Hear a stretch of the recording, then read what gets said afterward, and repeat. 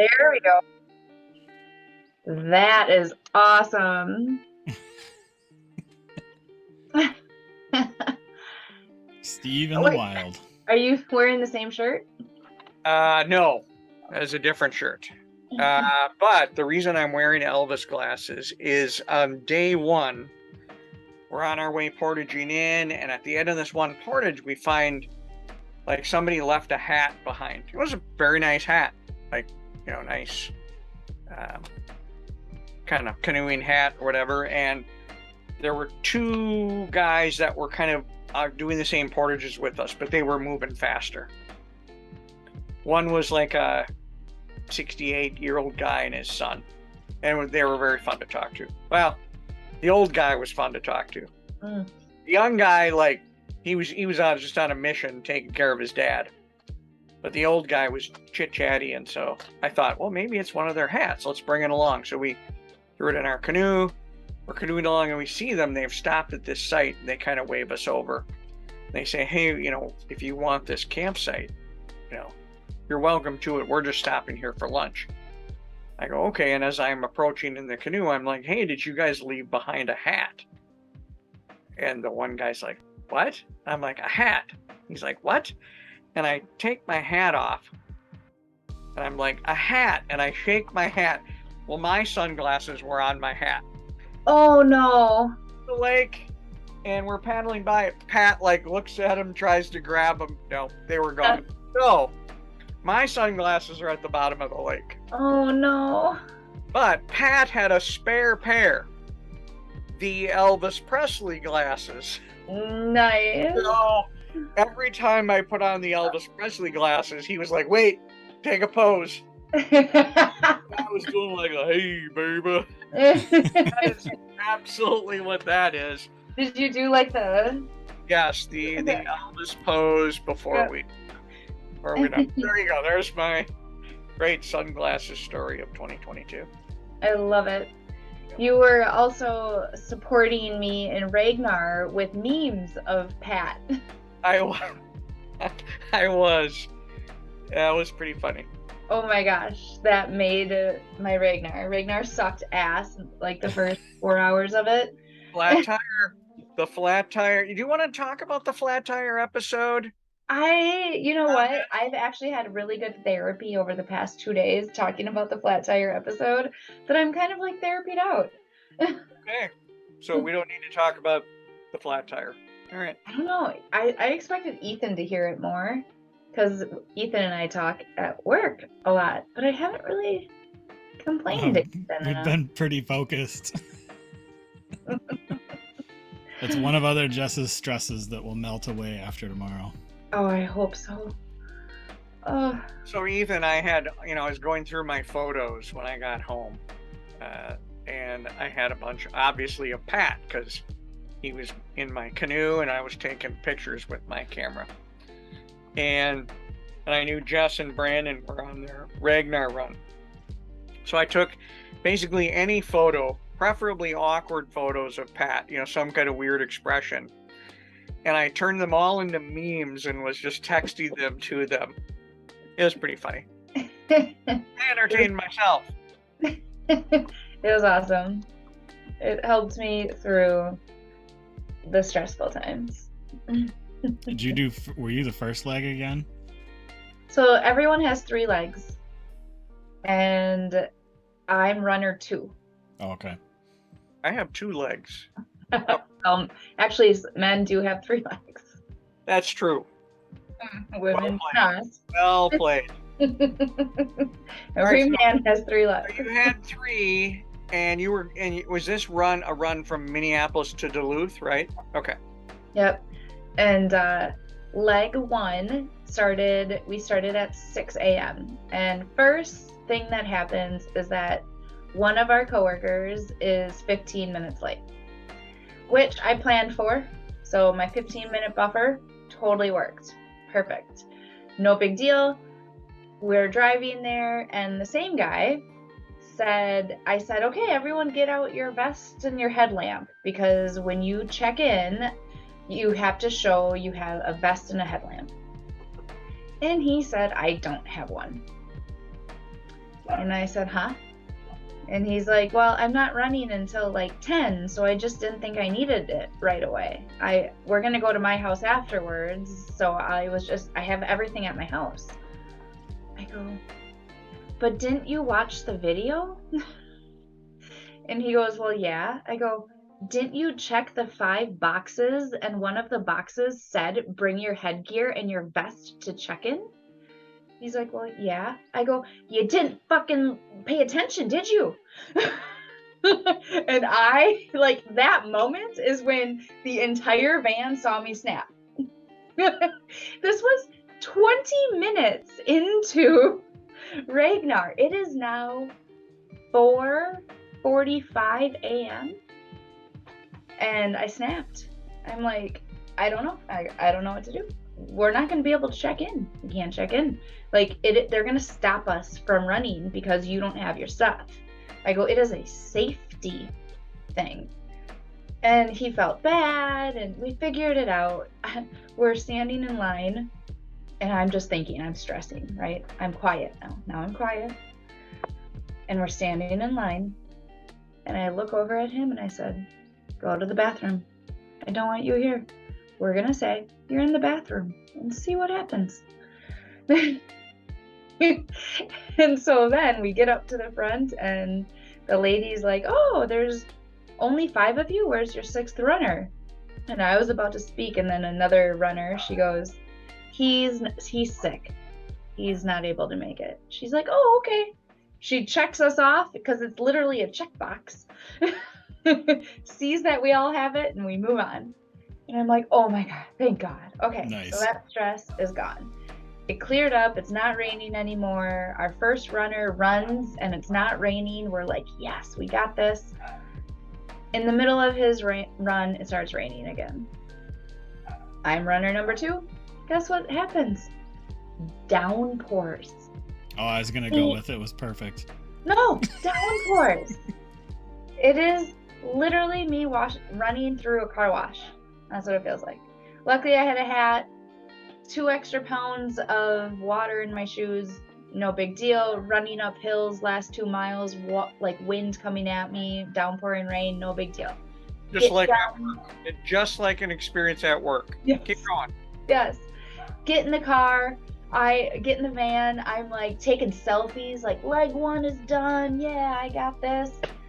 All of a sudden, same guy this morning who was late and didn't bring his stuff turns to me because he's driving. He goes, I just want to let you know that we need to run to my house. We are losing tire pressure fast.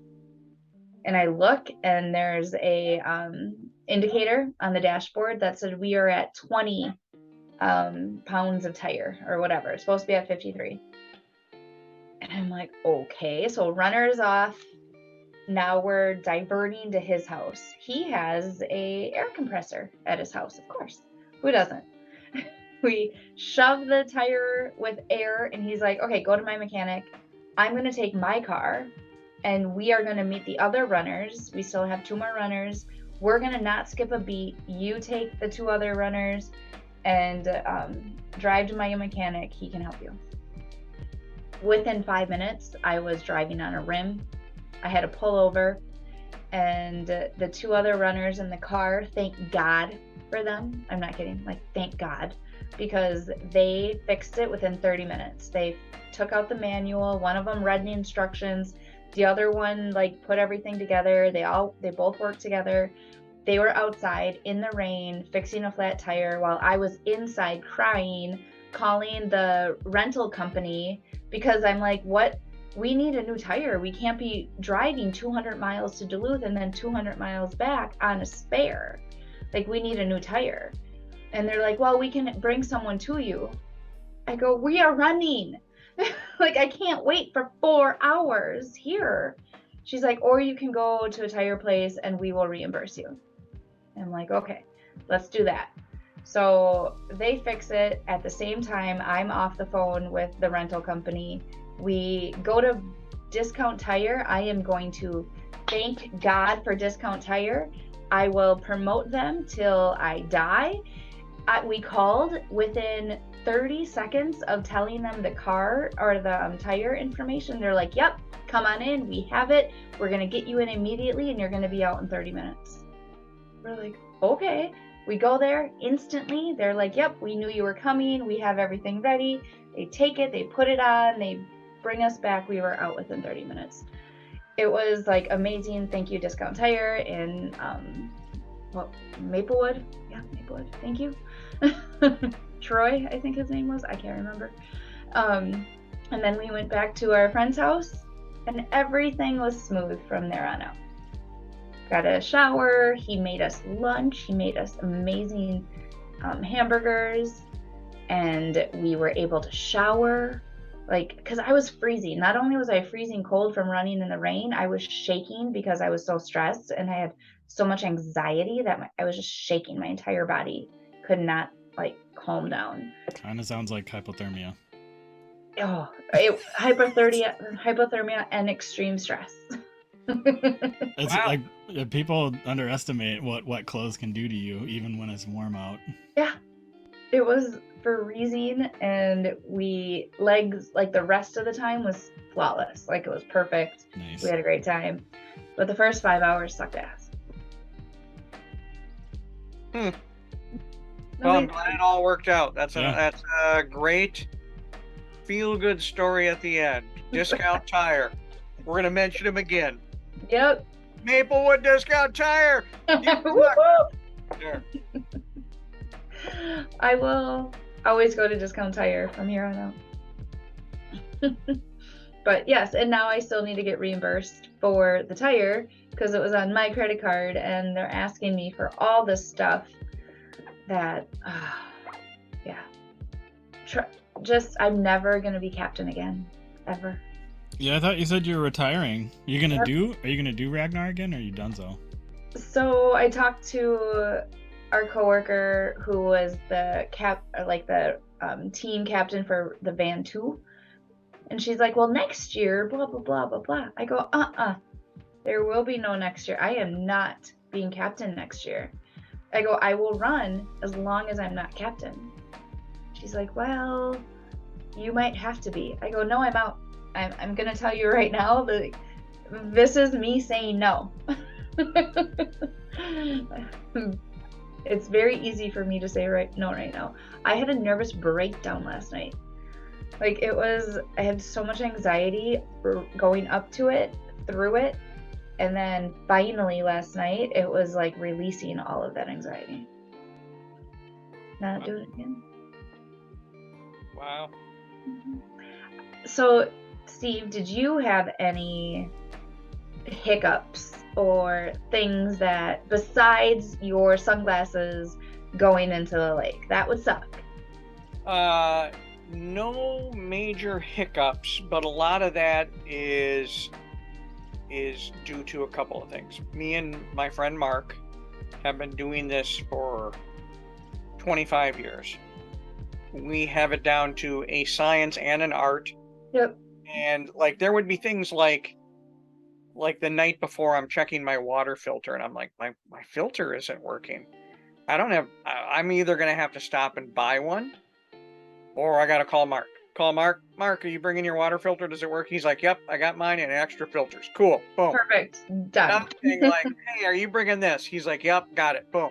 So we were all set. So that was one thing, is just the experience and us having multiple sets of gear and knowing what to expect. Yep. The other thing is our good friend Pat, his first time. For a first timer, he was a machine. Nice. That's He awesome. was like double packing it on porter. He's like, I can take this extra thing here and I'll carry this. And he was an absolute, not only a machine pulling his weight and more than his share. Of course, the other two of us are a little bit older, so he was helping out the old guys. But just super easy going, like, yeah, whatever. Yeah, you want to fish for this? Sure, we'll go do that. Yeah, whatever you want to do. He was awesome. But we did have a hiccup. I don't know if I told you about this. So it was me and Pat in one canoe and my buddy in the other canoe, a solo canoe. And the solo canoes are like they're they're very lightweight, and when you don't have any gear in them, they're very tippy. You're out fishing. Could have been this night right here, and Pat and I paddled up to Mark. We were getting up close to him just to kind of check in, see how things were going with his fishing. And Mark was slaying them. He was catching a lot of fish.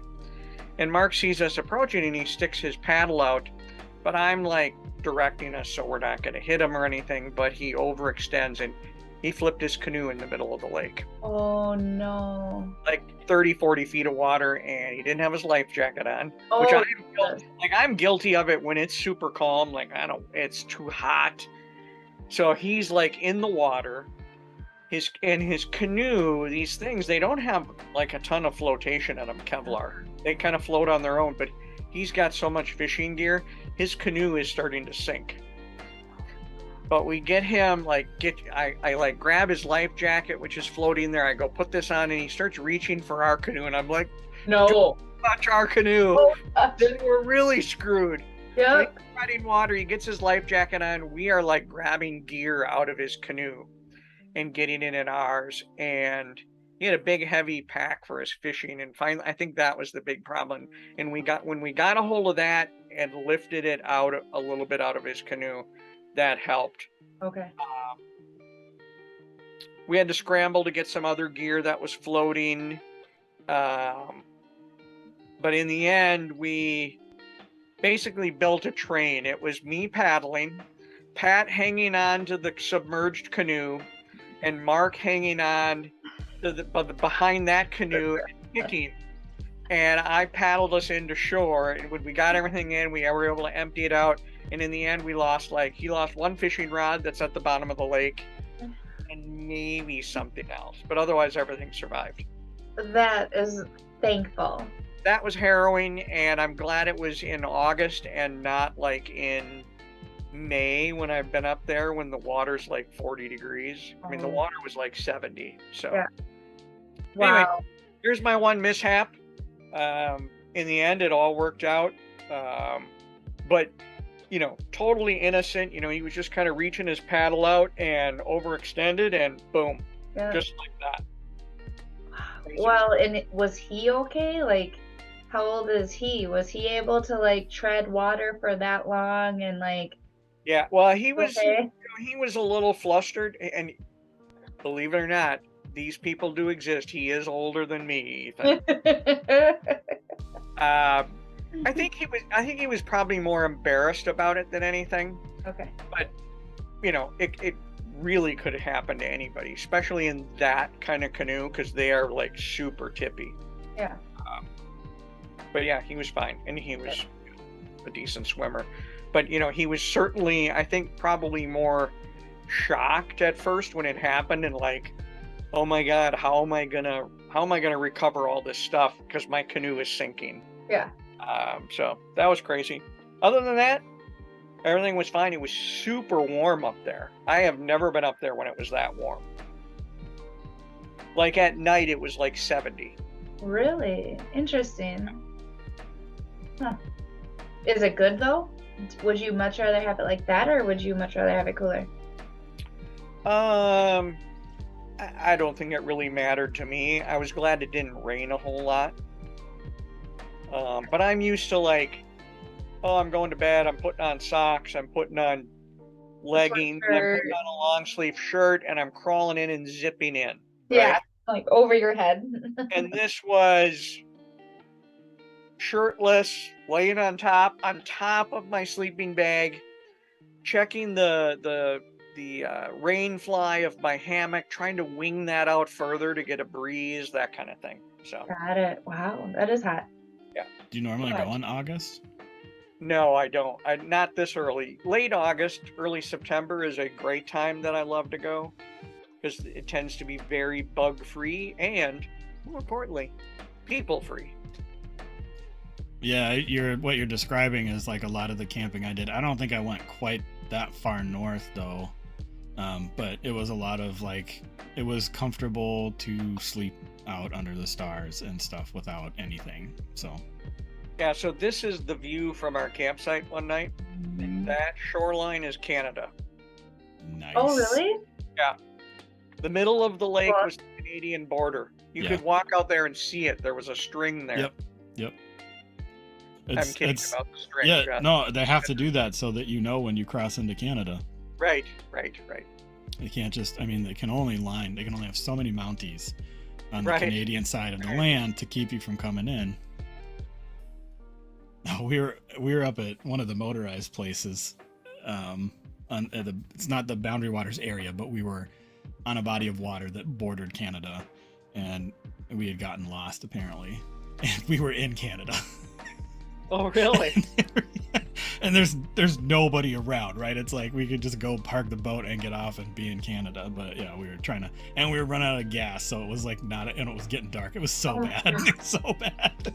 Oh my God. We're like we don't know exactly which way we're going. We're racing back. Oh my God. That's interesting. So we started on a motorized lake and got basically a tow up to near the border, and then we could paddle in. So we get much further in quicker. But the guy who was driving the boat to give us the tow, kind of this young guy, Colton, little shout out to Colton, because I'm going to give you the quote of the day from Colton. I was asking him about people going to the Boundary Waters during the pandemic and how it was what I called amateur hour.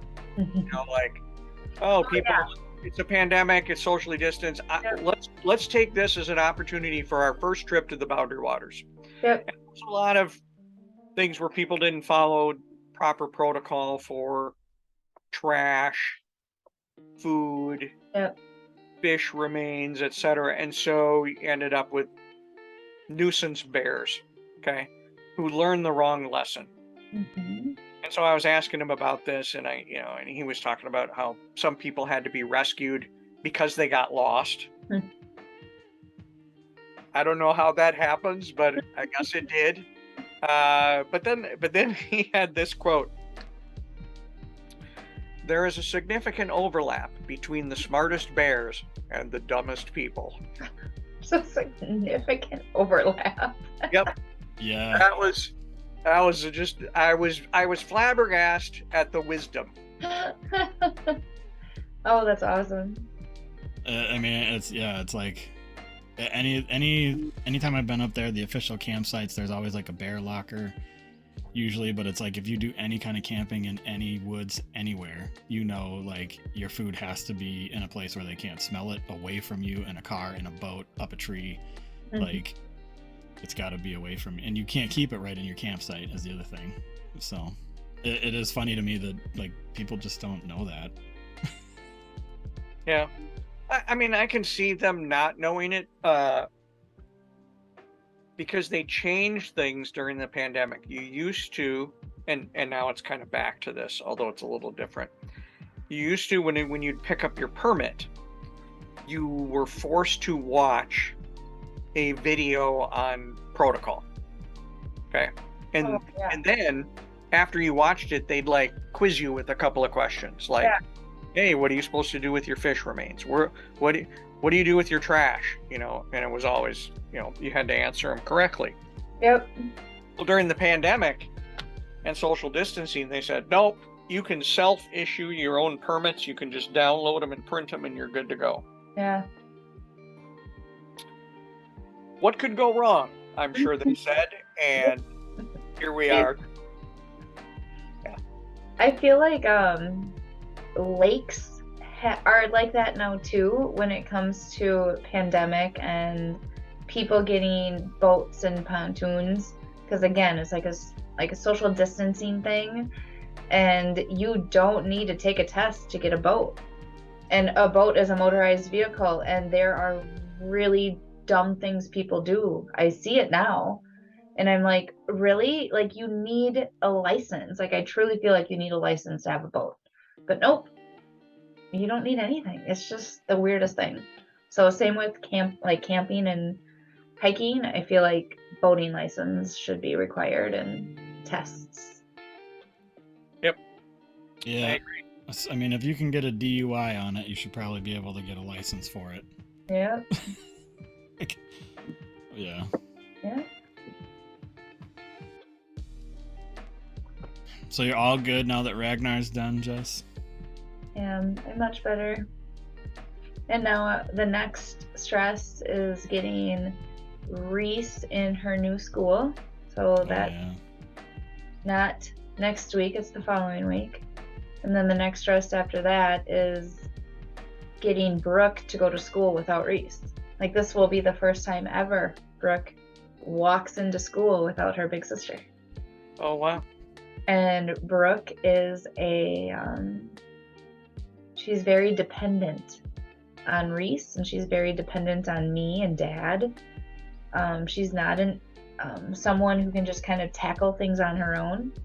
She expects people to be around her. She feels safe when people are around her. So walking into school on the first day of school without Reese is going to be... This will be a good moment for her. No. It will not be initially, but eventually it will be. Oh, yeah. I can do this. Cool. Yeah. So those are the two stresses that I have right now, which is Reese new school, Brooke school without older sister. And Reese and Brooke are up almost every night until midnight. Sometimes 1, sometimes 2, depending on who's watching them. And so I'm nervous about getting them back in a routine of it's gonna be in rough. bed by 10. Yep.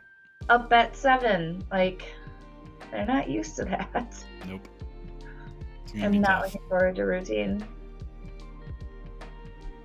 That's how it always is. Yeah. I don't know, but Ethan, do your kids have somewhat of a routine in the summer? Yeah, kind of. I mean, a lot of things have changed this year though. So we've got, our third teenager. Technically all the double digit numbers are teenagers. So I think she's 12. So I think she'll be like a real teen coming up here in the next couple months.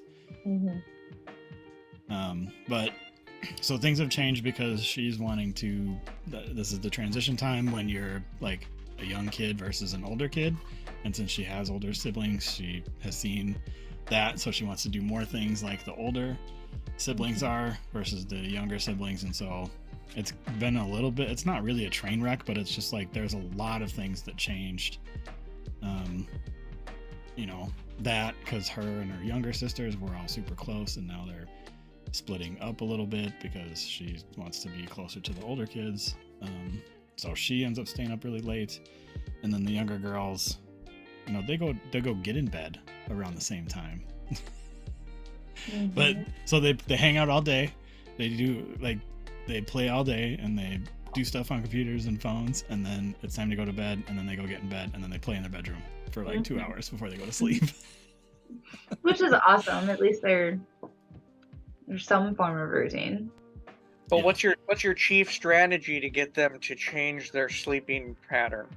You go, hey, do you think it would be a good idea like a week or two beforehand to start changing what time you get up and what time you go to sleep? Do you ask them? And no, so we tell them, we bump it back to be earlier, to be like the normal time that they would go to bed, and then there's a little bit more hand holding for trying to keep them quiet to try and get them to go to sleep and stuff. But it almost doesn't matter because it's every year it's a surprise and an adjustment. The kids, 7 o'clock is almost too late for them to even get up, and so the first week or two are usually pretty rough for everybody. I noticed that the first week or two are not as bad as week 3 and 4. Week 3 and 4 is when everyone has mental breakdowns. Week 1 and 2, you're in survival mode. You're like, I can do it. Yes, we're doing it. And you're chugging along. And all of a sudden, week 3 and 4, you're like, fuck this. And everyone's crying. And everyone's mad at each other. And we're all yelling at each other. And we're all saying, get to bed. Blah, blah, blah. And they are yelling week 3 and 4 sucks. So like for me, the whole month of September sucks. And then October is when we're in this routine. We're like, okay, we got this. We figured this out. So I do not want to plan anything in the month of September. Like, I don't want to do anything. I don't want to like have expectations on anything. Just get through it. That's Yeah. Yep. Sounds about right. Yeah, the first couple weeks, like we don't usually plan anything the first couple weeks, and it started to bleed into August. You know, we've got kids in 3 different schools and trying to get them all back to school and everything. So fucking kids. I became a sailor too after Ragnar. Every other word was fuck. And now it's bleeding over to real life. I kept on saying what happens in the van stays in the van, but now it's bleeding over. Yeah.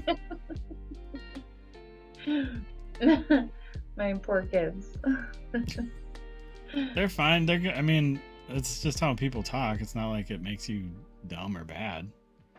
Someone, I think a TikTok was saying that the voice of wisdom. Here we go. Go ahead. The oracle known as TikTok. Exactly. It was something about like people who swear tend to be more intelligent. Yep. Yeah. Is that on the Dalai Lama's TikTok channel? Maybe.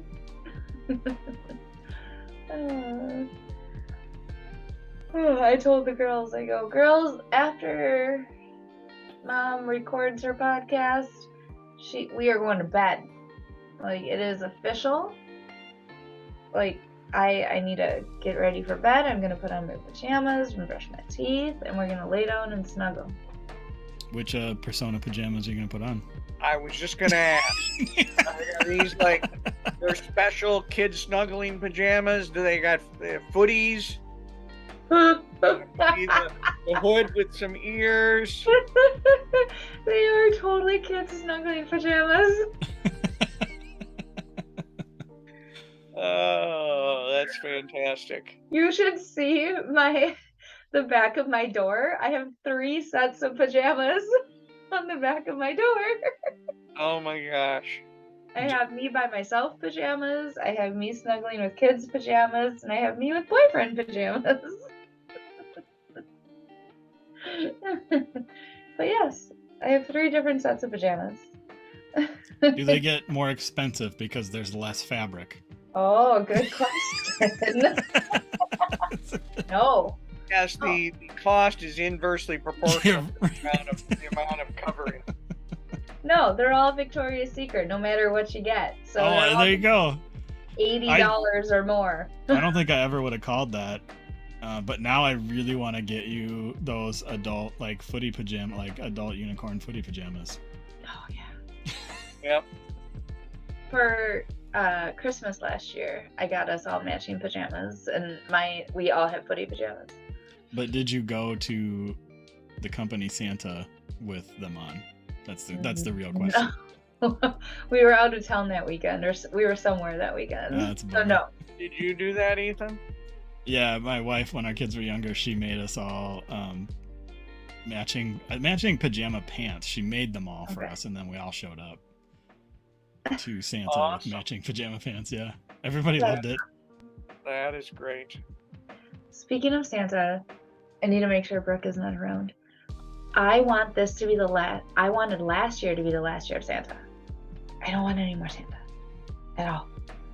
How old is she? 9. Is that too young? That's potentially the age they start asking questions. Oh, she started asking questions last year. Oh, I wasn't ready last year. Word to the wise, take this file or flush this. I don't remember the age that my son was. 9, 10, somewhere in there. And he was asking questions, and I'm like, oh, he knows. So I'm just going to tell him. That's not an indication. He didn't know. Nope. No, really? And it was devastating. Oh. Oh. Oh, wait. Okay. Let it unfold on its own. Okay. That's all I file or flush. Yeah, Okay. I've usually just asked if they're asking questions, I just ask like, what do you think? That's what I do right now. I ask, I'm like, do you believe? Yes, I do. There you go. Then, okay, it is. I've heard a good one that I like is